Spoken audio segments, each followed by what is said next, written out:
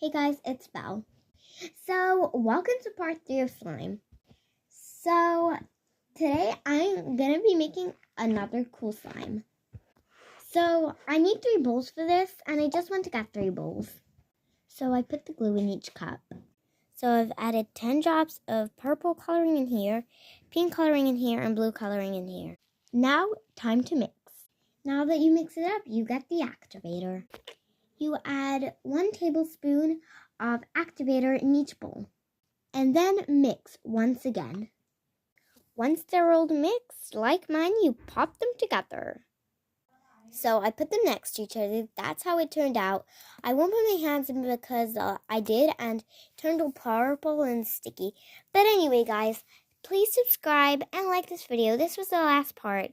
But anyway, thank you. Bye. I'm just fidgeting with the glue that I found last episode. Bye.